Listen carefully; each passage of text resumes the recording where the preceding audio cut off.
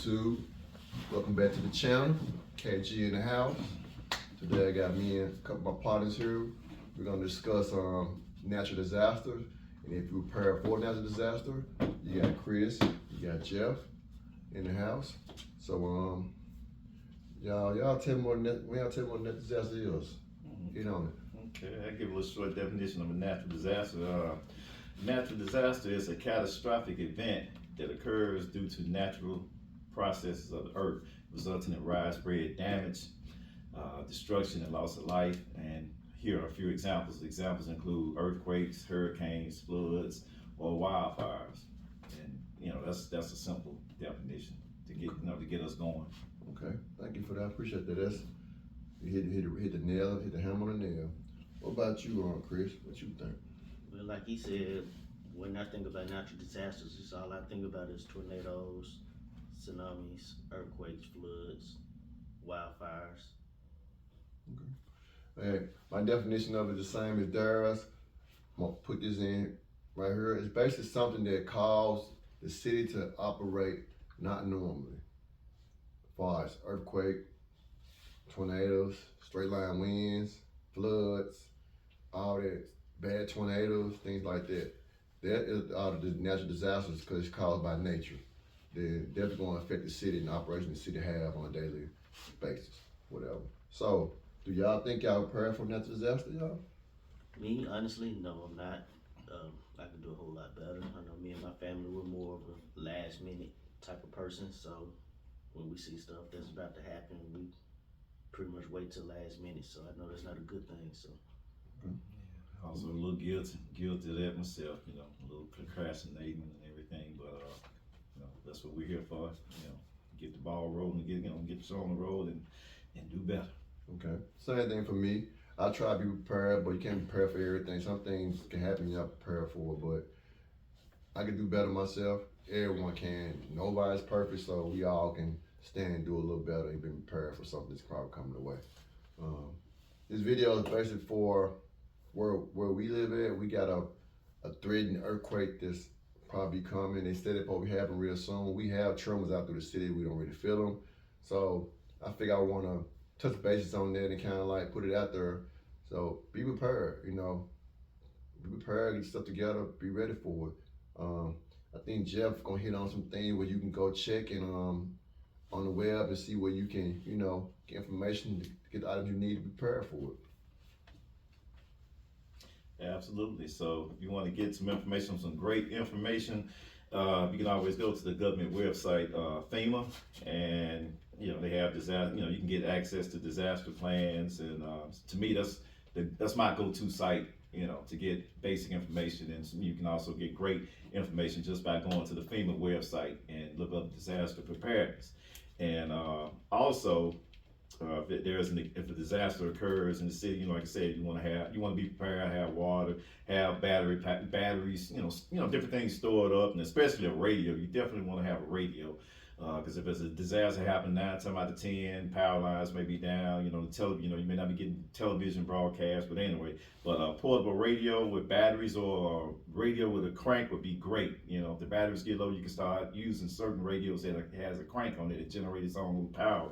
That's a great device to have, and that way to keep you up to date on your current situation. Because, like I said, if there's a disaster, the federal government will activate the emergency broadcast system, and all you have to do is tune in, and you can get information updates on your current situation. So that is a great thing to get. Just something simple as a radio or a crank radio with a little generator on there that you can provide your electricity if the batteries go down.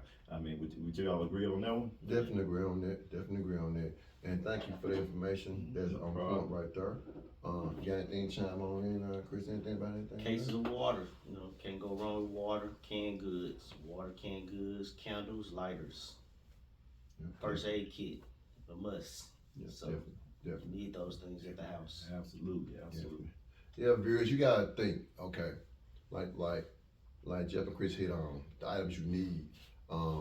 Later on, I got another video coming on. I'm gonna put a list out that's telling you can go look on FEMA to see those items, and I'm gonna show you when I go out the place I went to look for those items as well. That's on the next coming video after this video here, so stay tuned. You'll catch that video.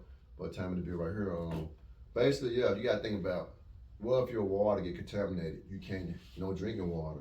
So if you have no type of water, nothing to drink, your body can won't shut down in 3 days without any type of fluids or liquids going in it. So that's why it's important to have a water supply stacked up at your house, because the water can't contaminate it, especially if an earthquake hit and the ground's crack open, it can mess with the lines. The water line get contaminated. So water, then you gotta have a food source.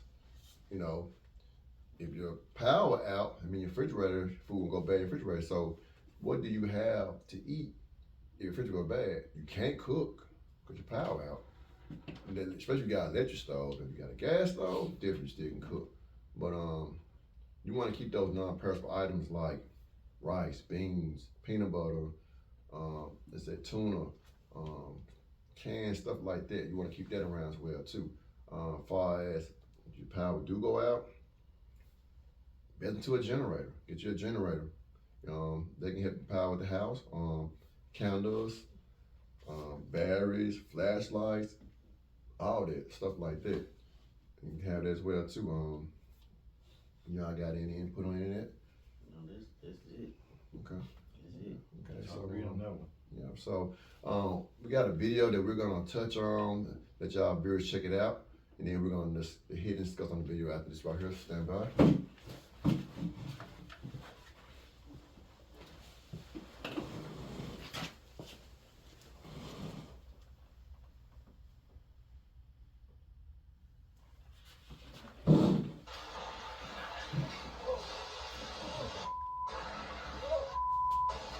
This morning, massive surf bringing danger and destruction to California's coast. This rogue wave in Ventura sweeping onlookers away, pushing some people 50 yards down the street. At least 8 people were taken to the hospital.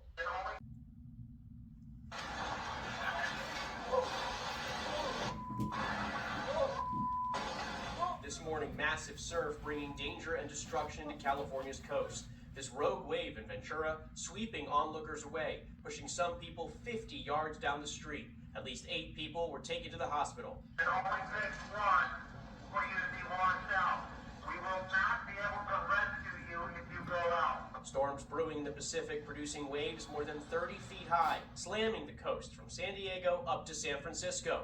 Officials warning people flocking to see the impressive water show to stay away and be alert. If you turn your back for even a split second, you can be knocked over, swept away. As of last night, more than a dozen rescues were reported. Evacuation orders were issued for several coastal towns, including Stinson Beach. We're asking everyone to get out of there. Our objectives is life, property, environment in that order. Lower-lying areas seeing significant damage.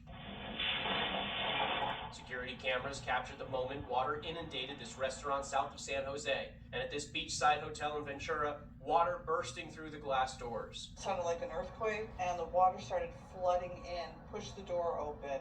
I was up to my knees in water. In Capitola, city officials installed sand barriers, but they did little to help Jeff Lantis. Help block us a bit, but one day is all it takes for this to be cleared out. After high surf back in January forced him to close for 6 months, high waves hitting his bar once again. It'll take at least a month to repair, I would think. With more high surf expected, crews rolled out heavy equipment to reinforce sand barriers to hopefully prevent more damage.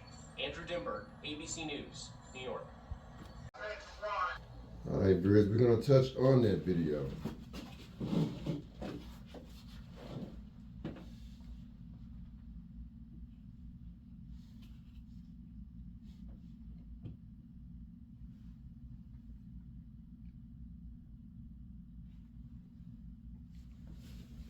Okay, gentlemen, I never heard of a road wave. That's something new, so let's touch on what a road wave is. Alright. According to my Google, road waves are called extreme storm waves. That's what scientists would call them. And those are waves which are greater than twice the size of surrounding waves, which are usually caused by high winds. Okay. So it's basically saying like some probably come generated from a storm or what like that. Yeah. Okay. Yeah. And man, road waves is new one I heard of. Then you got the tsunamis. Those are ones that Tsunamis. Yes, tsunamis. So let's hit on that. Okay, yeah, just like we were talking about the road wave. You know, I've heard about road waves, you know, just from TV, but you know, I never just knew the entire definition of it. But yeah, like I said, there is a difference. You know, the tsunami is different from a road wave, but the definition of the tsunami, according to Google, a tsunami is a series of extremely long waves caused by a large and sudden displacement of the ocean. It comes from usually the result of an earthquake below or near, you know, the bottom of the ocean floor, and that's what creates a tsunami. Basically, a wave. You know, it's an earthquake under the water, and basically the bottom of the floor of the ocean pushes up and it displaces a lot of water, and therefore it pushes the water in on the coast by a deadly tsunami. And one way that you can find out, like my guys over here, I'm sure, like I said, we get a chance to go to the beach a lot. You know, we live by a river, the Mississippi River, so we don't have to worry about tsunami. We deal with floods. So all you people that like to go to the beach, like the three of us, you know, like I said, if you're on the beach hanging out and you suddenly see the water being sucked out, you know, just from where you're standing, the water start receding back out to the ocean, you know that's the telltale sign of a tsunami, or water being sucked out. When the water gets sucked out, you're gonna have a massive amount of water slamming into the coast. You know, that's the precursor to a tsunami. That's your first indication of a tsunami. The water is receding back out into the ocean. And if you see that, I think you should run as fast as you can. Definitely should get run. to high ground, because something is coming. Get your family and get gone. Get gone. So pay attention when you're at the beach, because if you get hit by a wave, the wave is going to crash in, it's going to keep going, or you can get sucked back out into the ocean, and you may not be able to find you. So be aware and pay close attention. Like I said, go to the FEMA website and, you know, just be prepared. Yeah, most definitely. So, you know, disaster is something that you can't stop. You can prepare for it, but the thing about it though, once it happened, be prepared of the aftermath of it. It's like you got to get into survival mode. You got to be able to survive after the disaster. So the key thing is having those items and be prepared for it. So, you know, this video just for the viewers, just, hey, pay attention. You know, there's different signs of things on a daily basis that we just ignore. So be prepared for it. You know, if you're not prepared, get prepared. You know, because you never know what might happen. You know, especially here in the city. We're doing this earthquake here in our city. So we have a major earthquake here. The power is going to be out. You know, we're not going to have no power. So can you survive in your home for a week or two before they get back in order? It's good to have those items that we're going to discuss, have them. So they kind of just touch up on everything on that. And like Jeff hit on, go to the FEMA website, Emergency Broadcast website, go on those sites and research and start getting those items and being prepared for this, because, you know, one day something could happen and you got to be prepared for you and your family for survival. And can let's see, just another thought. The best thing that ever happened today is, you know, with, you know, your computers and, you know, cell phones. And basically you can go to your cell phone, you can Google FEMA and, you know, go to the FEMA website. There's no way in the world that, you know, people should be really, you're not prepared for things, especially when you have the resources out there called FEMA, Federal Emergency Management Agency, from the local government, from the federal government.